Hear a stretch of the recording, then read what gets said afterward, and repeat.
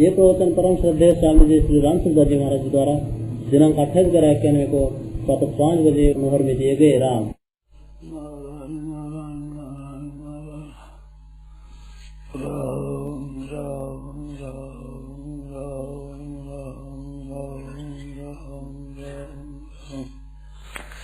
नारायण नारायण नारायण नारायण। अब बोलो नारायण, क्या सुना? अपने मन की तो सोची तो नहीं है भाई, आ जाएगी बता देने। नारायण नारायण नारायण नारायण नारायण नारायण नारायण।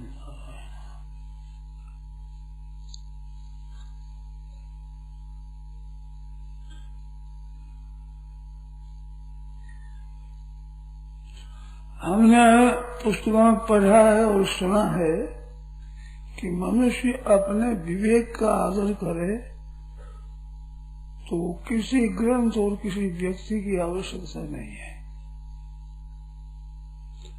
तो विवेक का आदर क्या है, कैसे है कि जैसे बालकपन में मैं था उस तरह का जो शरीर आज नहीं रहा, तो इससे सिद्ध हुआ कि शरीर बदलता है। ये बात अनुभव सिद्ध है और मैं वही हूँ इस प्रतिभिज्ञा से। अपना निरंतर होनापना है वो सिद्ध है, तो नित्यता है। तो स्वयं की नित्यता और शरीर की अनित्यता, इसका हमें ज्ञान है। इस विवेक को महत्व दिया जाए।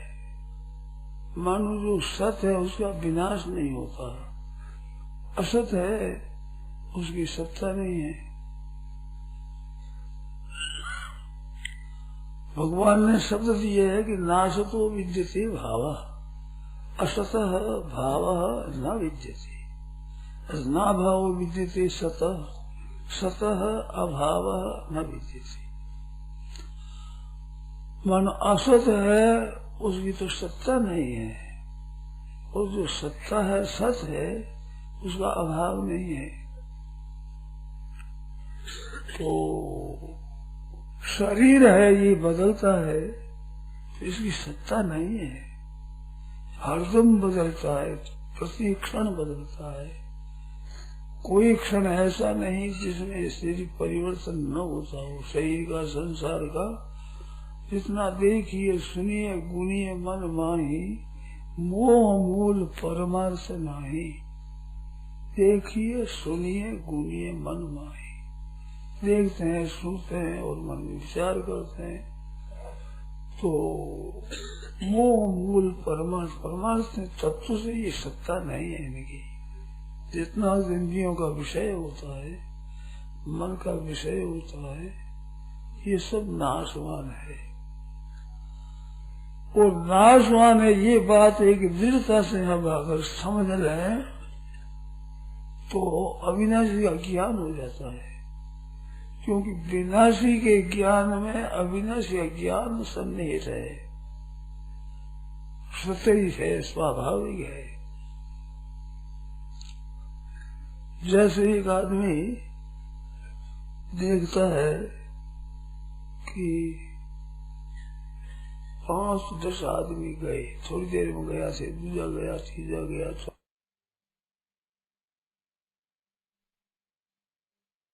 तो 20 आदमियों के चले जाने को देखने वाला वो जाने वाला नहीं है।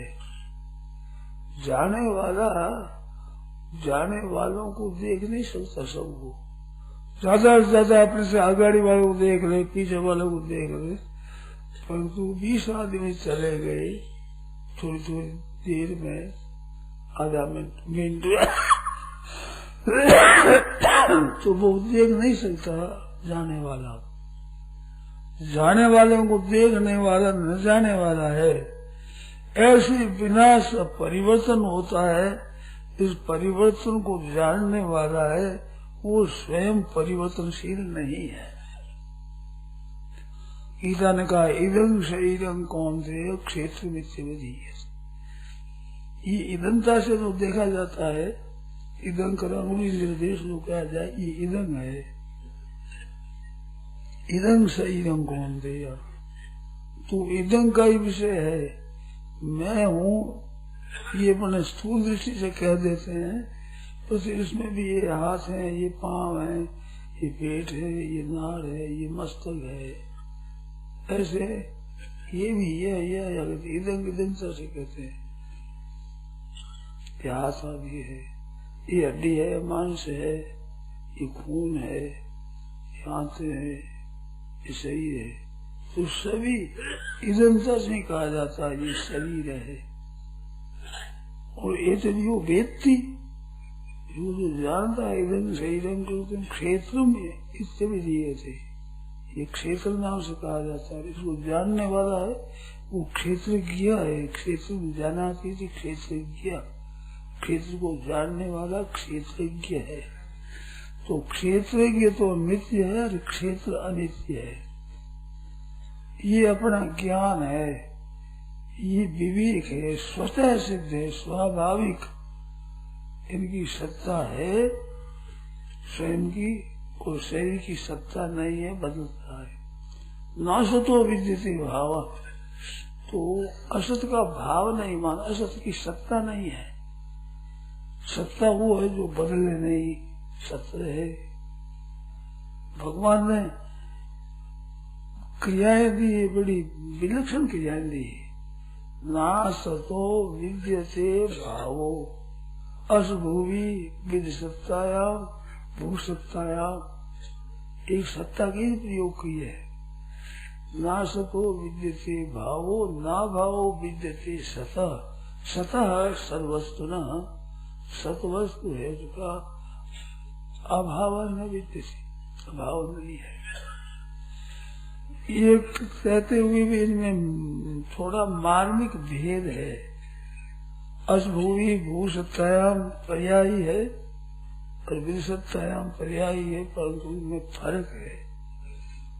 असत है, उसका भाव नहीं है, मतलब उसकी सत्ता नहीं, उसका होनापन नहीं है, उसमें नहीं पनाई है, बदलता ही बदलता है। और विद्यते का अर्थ है विद्यमान, अभी विद्यमान नहीं है। नासतो विद्यते भाव असत भाव, असत का भाव विद्यमान नहीं है और सत का अभाव विद्यमान नहीं है। विद्यमान है वो सत ही सत है, सदा ही सदा विद्यमान है। तो ऐसा विद्यमान है वो क्या है? स्वयं है। मैं वही हूँ, बाल्यावस्था में था तो मैं वही आज हूँ। तो ये जो हूँ है, ये हूँ सत्ता का वाचक है। वह है, यह है, और मैं हूँ। तो मैं होने से हूँ हुआ, तो हूँ तो मैं के कारण से हुआ है। अगर मैं नहीं हो तो है ही होगा। यह है, वह है, ऐसे मैं भी है ही होगा। तो मैं साथ लगने से हूँ कह देते हैं, तो है हुआ ये सत्ता। और जो शरीर है, तू मैं यह वह भेद है, ये नहीं है। ये सब मिटने वाले हैं, मिट रहे हैं, बदल रहे हैं। बालक था, जवान हुआ, बूढ़ा हुआ, रोगी होता है, निरोग होता है, धनी होता है, निर्धन होता है, विद्वान होता है, मूर्ख होता है, ठीक होता है, बेठीक होता है, अनुकूल होता है, प्रतिकूल होता है। ये सब बदलने वाली चीजें हैं। तो बदलने वाला अपना स्वरूप नहीं है, और अपना स्वरूप बदलने वाला नहीं है। तो स्वरूप में स्थित रहना है, ये ठीक है। और स्वरूप में स्थित रहना और सही में स्थित रहना है, ये गलती है। पुरुषा प्रकृति तो ही भोगते, ये प्रकृति होने से भोगता बनता है। पुरुषा सुख दुख का नाम भोगते थे, हेतु पुरुष के भोगने में हेतु बनता है। पर कौन सा पुरुष? पुरुष प्रकृति स्थ, और प्रकृति स्थ हो तो सम दुख सुख स्वस्थ, ये स्वावैसित हो जाए तो सुख दुख में सम हो जाएगा, तो सुख दुख का भोगता नहीं होगा। सुख दुख के समय कृत्वा लाभालाभ हो जाएगा, इन दोनों को सम कर देगा। क्योंकि सुख भी आता है, दुख भी आता है, और स्वयं रहता है, स्वयं है जैसा रहता है। संपत्ति विपत्ति आती है, संयोग वियोग होते हैं, और स्वयं रहता है, तो स्वयं अपने स्वरूप में स्थित रहना है, ये वास्तव में गुणातीत है। अनादित्वा निर्गुणत्वात् परमात्मा अयम अव्यय शरीर सो भी पहुंचते न करोति न लिप्यते, शरीर में रहता हुआ भी लिप्त नहीं होता है, करते तो नहीं होता है इसमें, ये स्वयं है तटस्थ निर्लिप्त। ये स्वयं जब इसमें शरीर में मान लेता है कि मैं शरीर हूँ, अथवा शरीर मेरा है, अथवा शरीर में हूँ, ऐसा मान लेता तो गलती होती है कि शरीर मेरा है, ये मेरा मानना गलती है। क्योंकि शरीर मेरा है तो शरीर को चाहे जो रख सकता हूँ मैं, चाहे जैसा बना सकता हूँ, परिवर्तन न होने दूं, ये हाथ में है, ये अपने हाथ में नहीं है। अगर हाथ में हो तो बीमार नहीं होने दे आदमी, और कम से कम मरने तो दे ही नहीं, क्योंकि मरना अच्छा नहीं लगता है, ऐसे ही मर जाता है। हमारी बिना मर्जी के मर जाता है, बिना मर्जी के बीमार हो जाता है, तो हमारी मर्जी चलती नहीं, तो फिर मेरा है कैसे हुआ? तो मेरा माना हुआ है, मानता है कि मेरा है नहीं, अपना इस पर आधिपत्य नहीं चलता है। तो जिस पर आधिपत्य नहीं चलता, मानो स्वतंत्रता हमारी नहीं चलती, हम जैसा रखना चाहे जैसा रख नहीं सकते, जैसा बनाना चाहे बना नहीं सकते, कायम रखना कायम भी रख नहीं सकते, तो ये अपना नहीं है। तो किसका है? संसार का है। संसार के साथ इसकी एकता है। इस वास्ते का क्षितिजल पावक गगन समीरा, पंच रचित है अधम शरीरा। ये पंच रचित है, पृथ्वी जल तेज वायु आकाश, इनसे रचा हुआ है। पांच भौतिक है, ये पांच भूतों से बना हुआ है। पांच भूतों से सब शरीर बने हुए हैं। स्थावर जंगम सब चलने फिरने वाले मनुष्य पशु पक्षी, और स्थावर रहने वृक्ष लता दुआदि, ये सब की सब है पांच भौतिक। तो ये इदम शरीरम है, ये मैं नहीं हूँ, मैं तो इसको जानने वाला हूँ। एतद्यो वेत्ति, इदम शरीरम जान करके, इदम शरीरम तो अंगुली से हुआ इदंता से, तो अहंता से अलग हुआ, मैं नहीं हूँ, यह है, यह शरीर यह है, हाथ यह है, पाँव यह है, स्थूल शरीर यह है, सूक्ष्म शरीर यह है, कारण शरीर यह है। इसमें जितनी विकृति होती है यह में होती है, और यह को जानने वाला है, उसमें विकृति नहीं होती है। शरीर के बालकपन को, जवानी को, मूर्खता को, विद्वत्ता को, बीमारी को, स्वस्थता को जानने वाला है, वो इनसे अलग है। वो अलग है, उसके साथ भगवान के क्षेत्र के अनुसार इमाम विद्धि, वो मेरे साथ एक है, और क्षेत्र है ये संसार के साथ एक है। संसार की क्षेत्र की एकता है, और अपनी परमात्मा के साथ एकता है। इस बात से ममैवांशु जीव लोगे जीव सनातन, अनादिकाल से जीव रूप बना हुआ मम एव अंश, मेरा ही अंश है। एव लगाकर ये बताया कि केवल मेरा अंश है, शुद्ध। इस बात से गोस्वामी जी कहते हैं ईश्वर अंश जीव अविनाशी, चेतन और अमर सहज सुख राशि। अमर है, शुद्ध है, ये ईश्वर अंश है।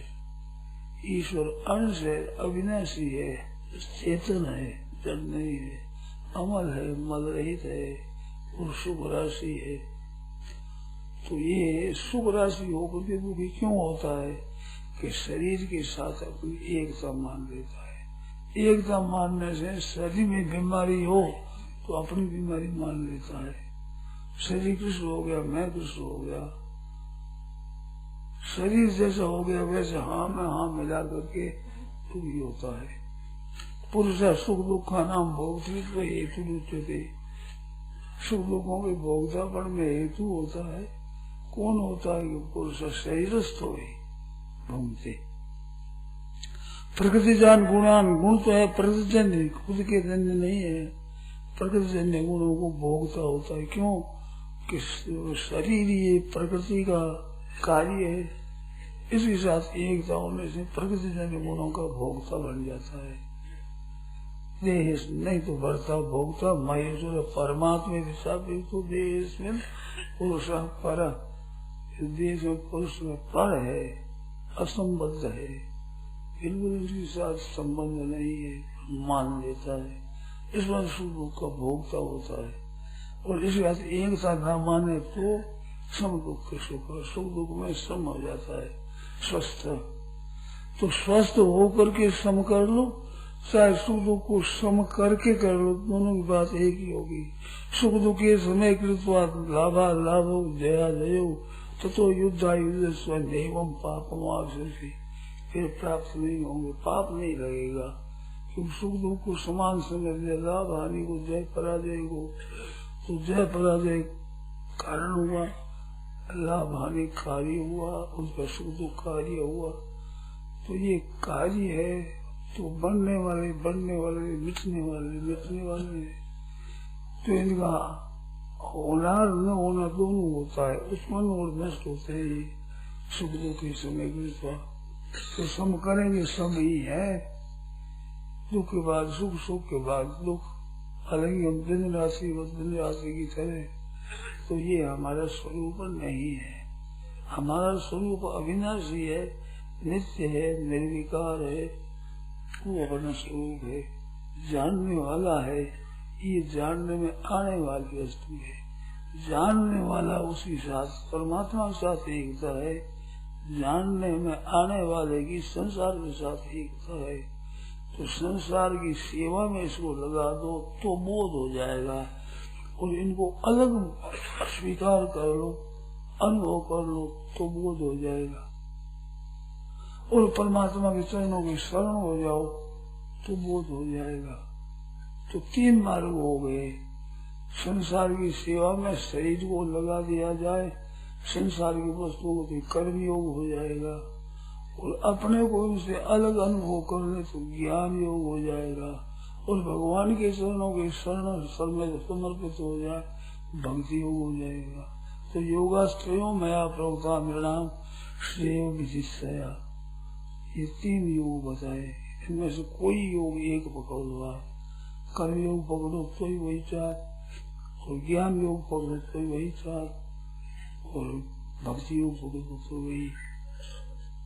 इससे जड़ता का संबंध विच्छेद हो जाएगा। संबंध विच्छेद हो जाएगा। हम कहते हैं माना हुआ मानने से, अगर माने हुए को न माने तो संबंध विच्छेद तो हरदम हो रहा है। स्वयं तो मैं वही हूँ, बालकपन में था वही हूँ मैं शरीर बालकपन था वो नहीं है। तो शरीर का तो हमारे से वियोग हो रहा है, हम संयोग हमें से अलग अपने को अनुभव करते हैं, मैं वही हूँ इससे, और शरीर वो नहीं है इसे अनुभव से। तो इस अनुभव का आदर करने का नाम ही विवेक का आदर है। अगर विवेक को ठीक तरह से कायम कर रहे, इसके ऊपर विवेक पर स्थित रह जाए, निरंतर इसमें स्थित रहते रहे तो मुक्ति हो जाए। मुक्ति नाम छूटने का है। तो किसने दुख से छूट जाएंगे, संताप से, सुख दुख से, संताप से, जलन से, परिवर्तन से, शोक चिंता भय उद्वेग से छूट जाएंगे। इनके साथ मिलने से ये सुख दुख आदि होते हैं। अगर मिलान न करे, अलग है एक बदलने वाला, एक न बदलने वाला है। दोनों का अलग अनुभव करने तो ये सब मिट जाए तो दुख हो जाए। इसी को मुक्ति कहते हैं, इसको भी कल्याण कहते हैं, इसको उद्धार कहते हैं। तो ये बात अपने में स्वतः है, स्वाभाविक इनको अलग अलग ठीक तरह से अनुभव करना है। तो ये विवेक है। कर्मयोग भी विवेक सिद्ध है, ज्ञान योग भी विवेक सिद्ध है, भक्ति योग भी विवेक सिद्ध है। भक्ति योग में भगवान की तरफ वृत्ति अगर हम मैं भगवान का हूँ, भगवान मेरे हैं, और विवेक की प्रधानता से शरीर जड़ है, मैं चेतन हूँ, शरीर जानने में आता है, मैं जानने वाला हूँ, शरीर बदलने वाला है, मैं बदलने वाला नहीं हूँ। ऐसे विवेक की प्रधानता ज्ञान में रहती है। और कर्म योग में ये शरीर संसार का है तो संसार की सेवा में लगा दो। शरीर है, कुटुंब है, रुपये पैसे हैं, जमीन जायदाद आदि है, ये सेवा के लिए है, सेवा करने के लिए है, अपने लिए नहीं है। ये तो सेवा करने के लिए तो सेवा में लगा दो। तो सेवा में लगाते हुए इस जड़ता का प्रवाह संसार की तरफ हो जाएगा। और अपने लिए मानने से संसार का प्रवाह अपनी तरफ करते हैं तो अपने साथ रख तो सकते नहीं, केवल भावना रखते हैं, जिससे बंधन होता है और मिलता कुछ नहीं है। और अगर सेवा में लगा दें तो विवेक सिद्ध हो जाएगा, और विवेक करके अलग मान ले अपने को तो विवेक हो जाएगा। और संसार से विमुख हो, भगवान के सन्मुख हो, जीव हो, जब ये सन्मुख हो जाए तो विवेक हो जाए। तो अपने विवेक का आदर करने से जीव का कल्याण हो जाता है, बड़ी सुगमता से, बड़ी सरलता से। ये सच है।